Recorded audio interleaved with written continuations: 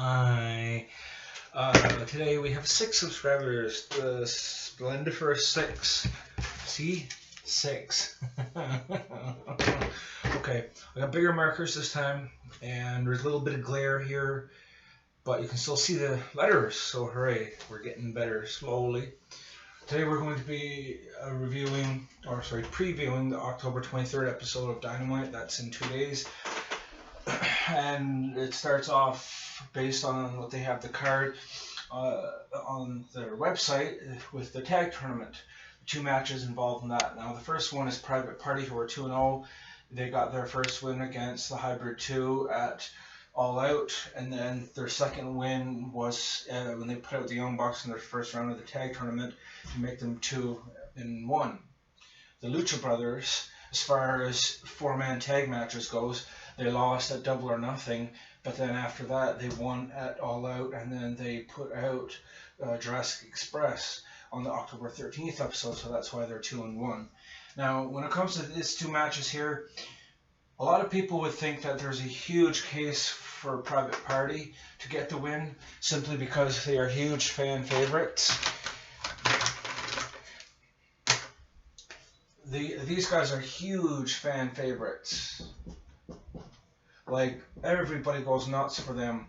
When they were on the second episode, the October 9th episode of Dynamite, and they were fighting against the Young Bucks, man, oh man, it was nuts. I've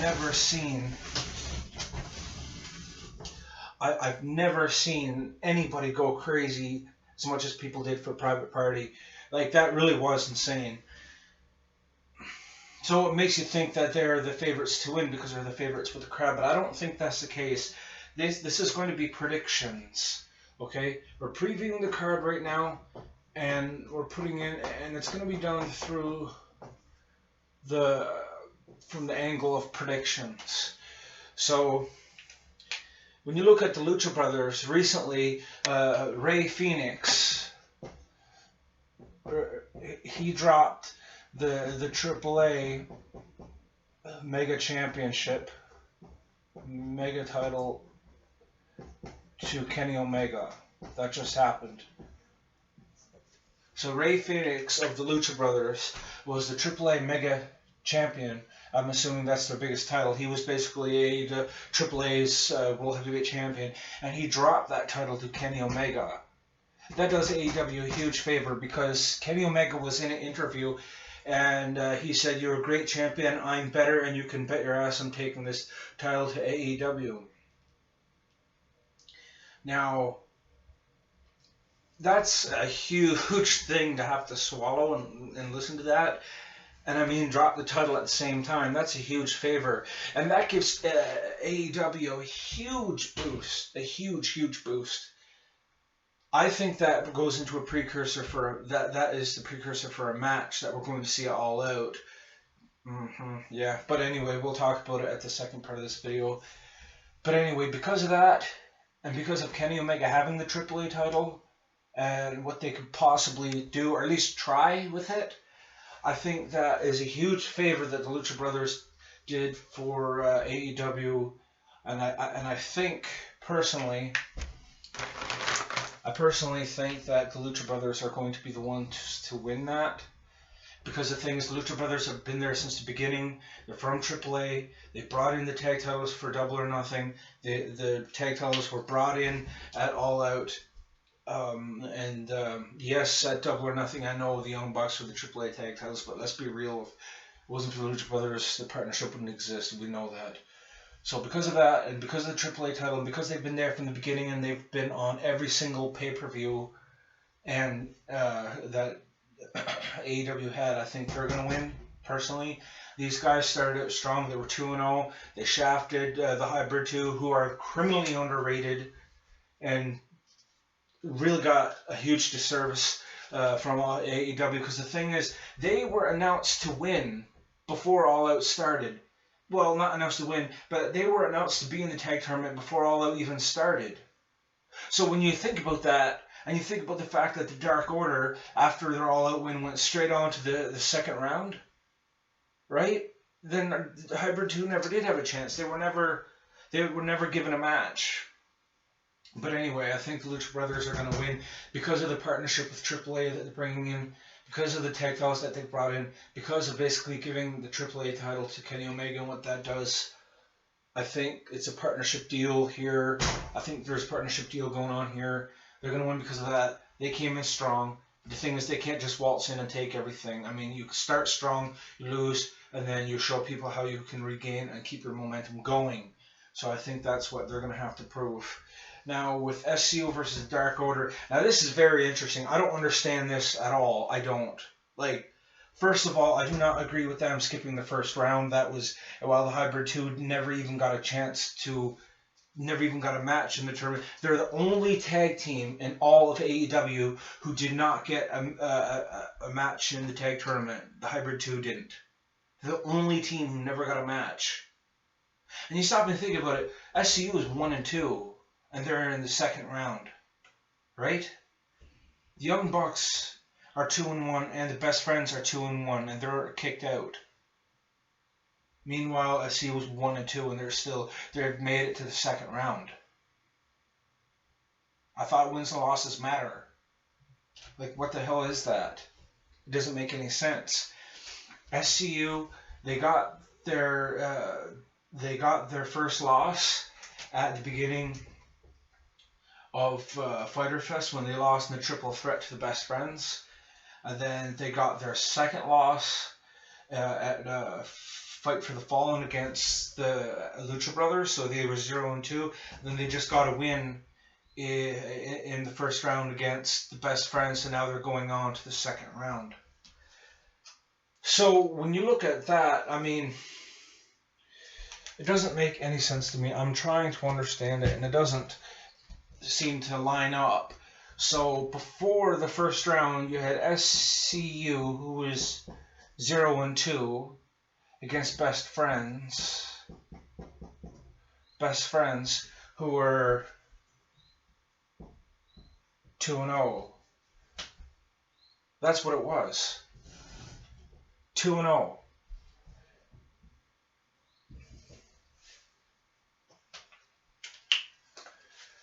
They win one match.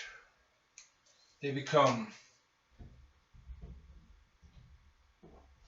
1-2, and then they move on to the second round and put them out. I like SU. They're a great team. They're great guys. I just don't understand how that makes any sense. I really don't. Like, I don't know. But anyway, you have SCU versus the Dark Order. It's hard to say who's going to win here. I think because of that fact, they're going to lose. Because it does a huge disservice to these two teams. The Young Bucks is 2-1. The Best Friends is 2-1. SCU is 1-2. Wins and losses are supposed to matter, and yet they're in the second round. It doesn't make any sense to me. So I really believe that the thing is, like, there seems to be a feud between SCU and the Young Bucks, because there seems to be a feud between these two because of the Lucha Brothers attacking Christopher Daniels at the beginning of the October 16th episode. But you know what? They attacked him. They took him out. It might have been for whatever reason, but they're putting it in the storyline that they took him out. So it originally made me think that was creating a feud, and they would see each other in the finals, or the tag match. They would have a barn burner of a match, right? So that's what I thought. That's what made sense. But the thing is, when I wrote this out and I looked at the wins and losses, I realized that with how heavy they've been pushed for some stupid reason, I can't stand them. I personally can't stand this team. But anyway, the thing is, because of that, and because of this, I think the Dark Order is going to win. The Dark Order has to win. I don't like our Dark Order. I prefer SCU. But to be fair, based on the wins and losses, in order to right that mistake, the only way that AEW now can possibly fix this mistake as much as they can is to make the Dark Order win. I think that's who we're going to see win. Is the Dark Order because of this blunder. That's why I think they're going to win. That and the momentum they've been giving, which I don't understand. What they came out of nowhere and they're in the second round. They haven't even freaking had a match in the tag tournament yet. Like, whatever. Anyway, that's the reason why I think they're going to win. Pac versus Jon Moxley. Now, Pac is a really strong guy. He's really vicious. He's really on point, and he knows what he wants, and he's going to go for it. He is obviously well trained, but the thing is, I think he owes AEW a singles loss. He owes putting somebody over, and the reason why I say that is because the match for Double or Nothing got screwed up. Hangman Page versus Pac was supposed to be for a Double or Nothing, but it didn't happen because Pac was with the Dragon Gate, and he had their championship, and he couldn't lose, so he was pulled out, and they had that match air on YouTube like a few days before Double or Nothing, right? And then he never showed up, and then he only showed up at All Out at the last minute because Jon Moxley had an elbow injury from fighting the G1 tournament all of August. So he came in and he filled in for Jon Moxley, right? So the thing is, that was making up for the match that he lost originally, yes. But the thing is, Jon Moxley is a huge star. He didn't come to AEW to constantly lose. Pac is already up 2-0, and yes, he may have stepped in All Out and helped the match that Kenny Omega's book survive, which was good. But was that storyline? You know what I mean? That's the thing. Was that storyline? It almost seems like it was storyline because it's playing out too perfectly. Like, Jon Moxley had a hardcore match with Joey Janela, and then Jon Moxley went to the G1 Summit. He went to the G1 Summit to try to understand what it was like to be Kenny Omega, right? In what he's done in his career. Jon Moxley was trying to get into the head of Kenny Omega by actually walking the road he did. Then Kenny Omega has a match with Joey Janela, a hardcore match that Jon Moxley did, and he had already done the G1 Summit. So they're kind of following each other's footsteps, trying to get into each other's head. And then Jon Moxley was out because of an injury, an elbow injury and stuff, which gave Pac a chance to come back at All Out and make it up to AEW for the match not happening at Double or Nothing. And now it's Pac versus Jon Moxley. Like, it kind of comes to full circle too well for me to believe that it just kind of happened that way. I think that Jon Moxley is going to get the win here. I do. He's a big star. He got a lot of bad shit said about him because of the injury. Personally, I think that he was trying to help foster a relationship between NJPW and Japan Pro Wrestling, who has the G1 Summit. Between them and AEW, I think that's what he was trying to do. And he had the U.S. title, which he was stripped of it because of a typhoon, which was stupid. But anyway, I think because of his star power and because he didn't come to AEW to lose, and he's only 33, he's still young, and he's not going to only want to be 1-1. And Pac would still have a winning record if he lost, right? And it would continue the feud between them. Pac, when he's down, if Pac would go down to 2-1. As a result, if Pac went down to 2-1 as a result of losing that, one more loss would make him 50-50. He's not going to want to do that. So he's going to be going after Jon Moxley like crazy. That would further the feud, definitely. So I think that's the reason why he's going to get the win. And then Jon Moxley's going to go to 1-1. And then, now for the episode after that, the 30th, he's scheduled for another match. And I think that he's going to win that as well. And then, as of October 30th, he's going to go to 2-1. He probably won't wrestle on the 6th of November, and then he'll be going into All Out with a 2-1 record. You know,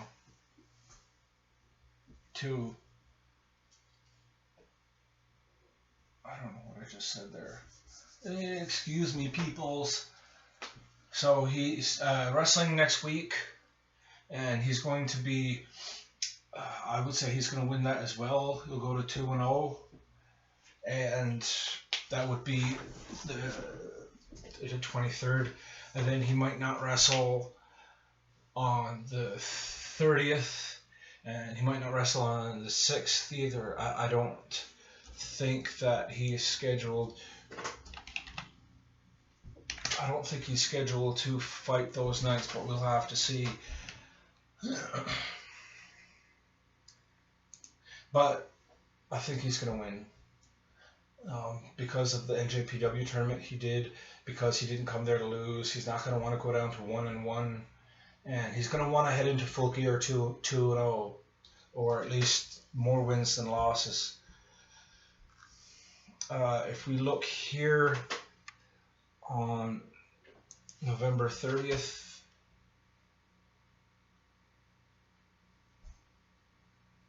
this is November 30th, he'll be 2-0 because he's fighting Pac in a couple of days. Okay, yes. And then the 30th, he'll probably win again, either the 30th or November 6th or November 6th. He'll have another match, he'll win, and he'll head into Full Gear 2-0. Now, with the Young Bucks and the Best Friends, this is the thing. I don't understand why it ended up with them 1-2 and them 2-1, and they're kicked out and they're still there. I mean, that kind of just totally destroys wins and losses mattering, right? Like, I don't get that at all, but whatever. So, I don't really know what to say about that match. It's kind of hard to know what to say. There's a talk about the Young Bucks having a match in Impact Wrestling right now. I can't remember the team that they've been invited to wrestle against, but I think they're probably going to do that. I don't really know if them being allowed to go there and fight that match would be AEW allowing them to do that, if that would be a favor from AEW to the Young Bucks, or if that would be a favor from that the Young Bucks are doing for AEW, right? It's kind of hard to say who's going to win this match. I don't really know, to be honest, because they're both 2-1. Neither one of them should be kicked out of the tag tournament right now because of this. One of them should be in there. And I don't understand why this match is on the card. There's no reason why this match couldn't have been a dark match. This should have been a dark match. I don't understand why this wasn't. Because we've had tag. I'm sick of it, man. I'm tired of it. I like tag wrestling, but I want to see good singles wrestling at the same time, man. I understand right now we're only seeing tag because of the tag tournament. I get that. I really do. But you have the dark episodes, which is an hour. I mean, you have Dynamite 8 to 10, and the shows start for people who arrive there 7:30, and it's over at 10:30. So there's a half hour ish of matches before and after the Dynamite portion, right? That's what they have. And together, those things create Dark, which is aired on Tuesday nights. But we haven't seen any singles action right now. I can list on like two hands the amount of singles competitors that people think about when it comes to AEW. Like Kenny Omega, Hangman Page, Jon Moxley, Dustin Rhodes, Cody Rhodes, Chris Jericho, Jake Hager, Sammy Guevara, Darby Allin, Who else in this? These are just the biggest names off the top of my head. That's 9. I can't think of much else other than that. Joey Janela, maybe. Jimmy Havoc. Shima. Kip Sabian. Who was and the Sonny Kiss and Peter Avalon. I don't really. I was hoping that Sonny Kiss would do great, but so far all he's proven to me that he's a gymnast. All he does is stretch around the ring. But anyway, this match here is the last one we were talking about after this, with him going into Full Gear at 2-0. I don't understand why this wasn't on Dark. Why have this match? You have a tag match, you have a tag match, you have an excellent singles match. I mean, instead of having this match here, which easily could have been on Dark, and deciding the number 1 contender for the tag titles right now, like, the thing is, we already know.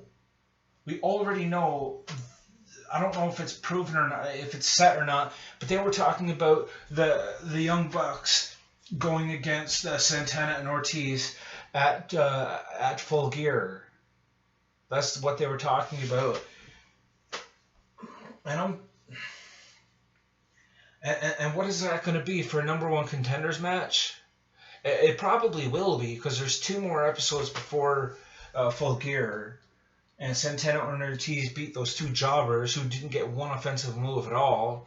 So they'll probably have 1 or 2 more matches to bump up their wins. So what they should have done is have more singles matches in this. I'm not going to sit here and they should have had this singles match, they should have had that singles match. That's talking about my opinion. There's a bit of a difference between opinions and predictions. But anyway, that's what that card is looking like. These are my predictions. This match here, Young Bucks versus Best Friends. I don't know. It's too hard to say. I don't know. I guess I give the win to the Young Bucks, because they're not going to want to go into Full Gear for a chance to get the number 1 tag team contendership. I don't see how they're going to be able to do that if they're 2-2. Which brings me into the second portion of the video, predictions. Now for Full Gear,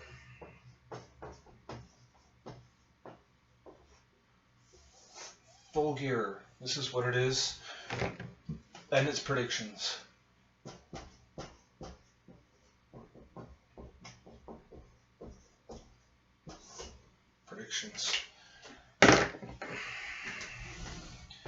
So, I think number 1, we're going to see Kenny Omega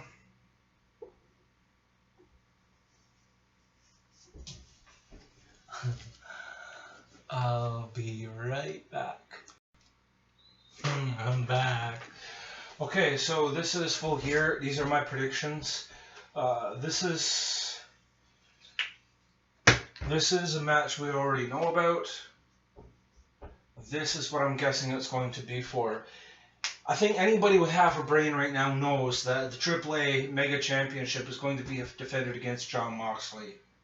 And Jon Moxley is going to have a win going into in Full Gear. He can't lose against Pac and then lose the match after that, or have more losses than wins, and have a chance at a world title.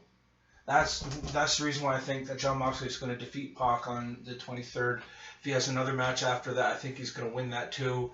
I think personally that Jon Moxley is going to be going into Full Gear 2-0. Definitely, I think he will be at least 2-0. And out of this match here, it's anybody's guess really. The AAA corporation, they seem to be okay with quick title reigns. They seem to have the title reigns that don't last very long. I think that Kenny Omega's going to get this win. He was instrumental in creating AEW. He just won the title.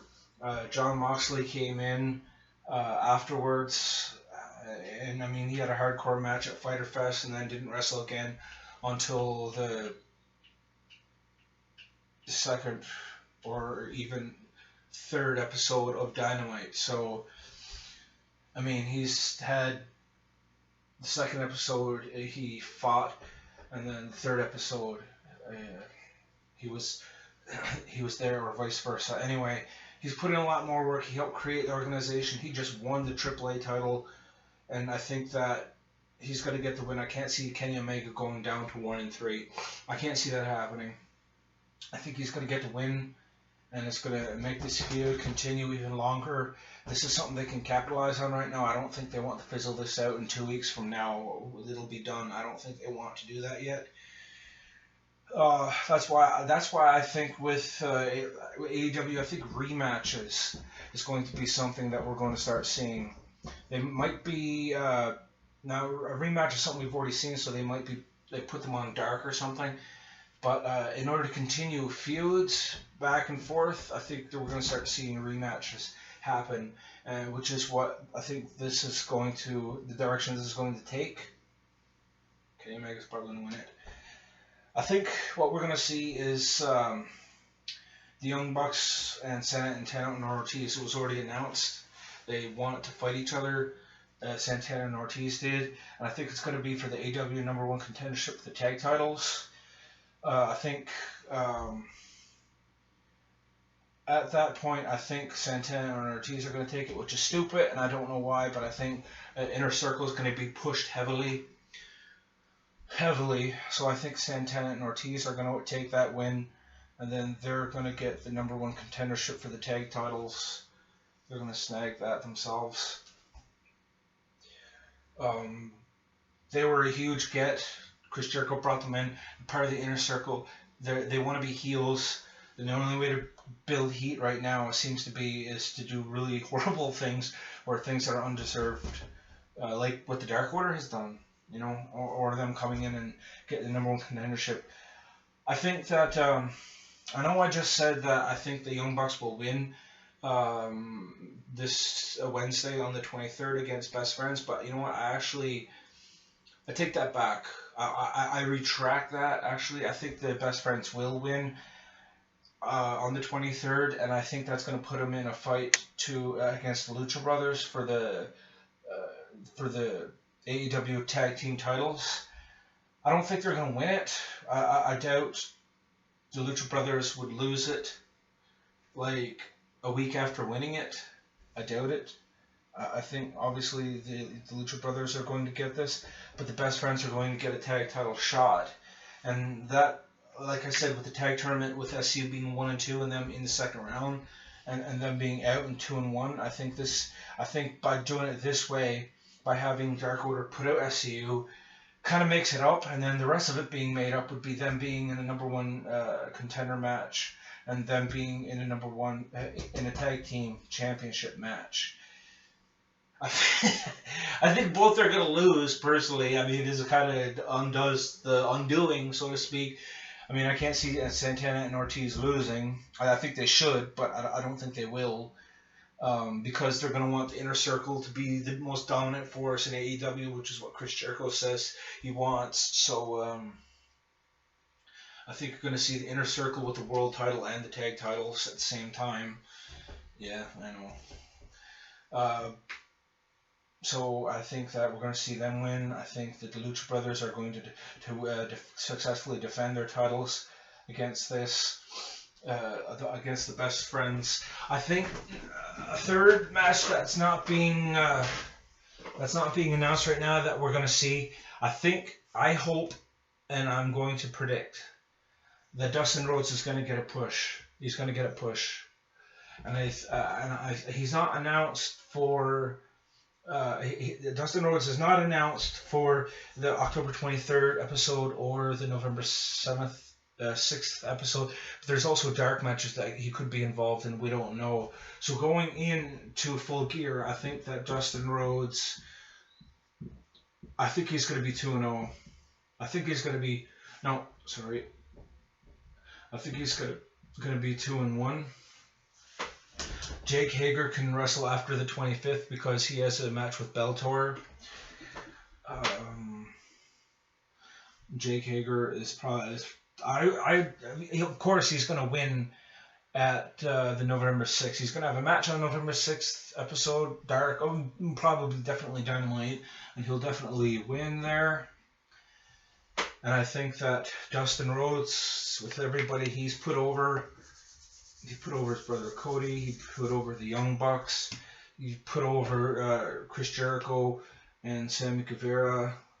It was Jake Hager that qualified him and then punched him in the face and then ran out of the ring again. So, I Full Gear, I think he's going to be 2-1 going to Full Gear. I think Jake Hager is going to be 1-1. I think Dustin Rhodes is going to get the win. People are going to be very surprised, and some people will think it. I think more people are going to be okay with this than what we think right now. Everyone's going to be, oh yeah, Jack Hager is big, he's MMA and all this stuff. Dustin Rhodes is going to get the win. It's going to be considered an upset win to some, but I think he would be owed that. And then Dustin Rhodes is going to go to 3-1, and then we'll talk about that in a second where that will go. Jericho and Cody Rhodes. Jericho's going to win it. He's going to win it because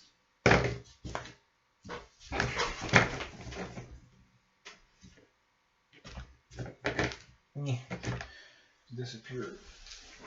I believe it was this color instead.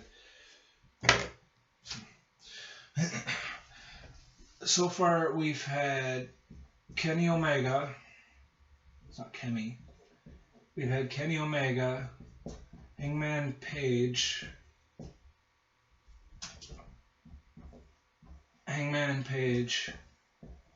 and now Cody. He lost.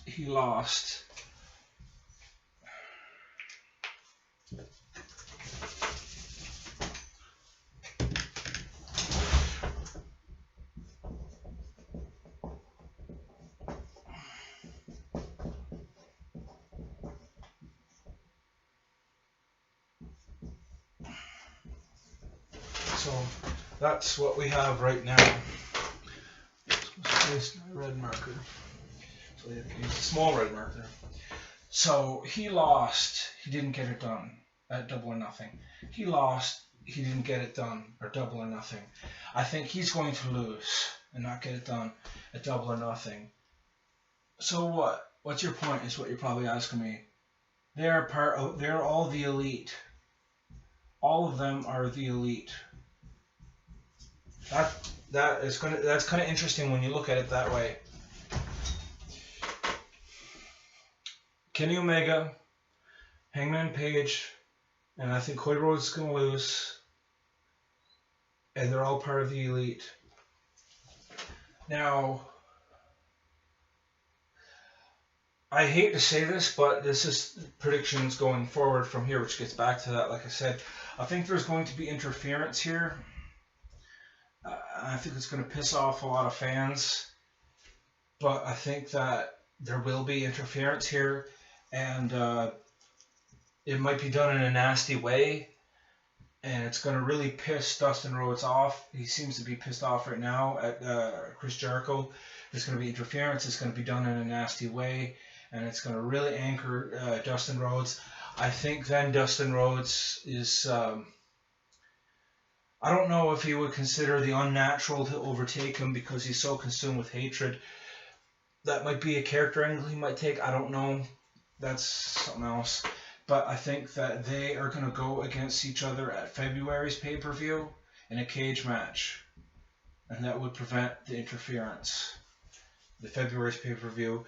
Two legends going against each other in a cage match, which was introduced because of how much they hate each other. All the family being insulted. The new venture that they're trying to create being destroyed by Jericho, so to speak. And his brother, Dustin Rhodes' brother, being interfered with and him being handed the loss, and the elite effectively being its singles elements being completely dismantled. Then that would be a huge bump to Dustin Rhodes to have that cage match and win the title. It would finally be justice to a man who's grossly underrated and should have had the World Heavyweight Championship at least 3 times at this point in his career in WWE. And I think we're going to see him as the champion in February. And I think that's when Jericho's going to lose his title. Because losing it in February is like not far off holding the title for a year. No, sorry. I'm obviously wrong. That's holding the title for at least like a good 6 months. That's what I think is going to happen. Alrighty.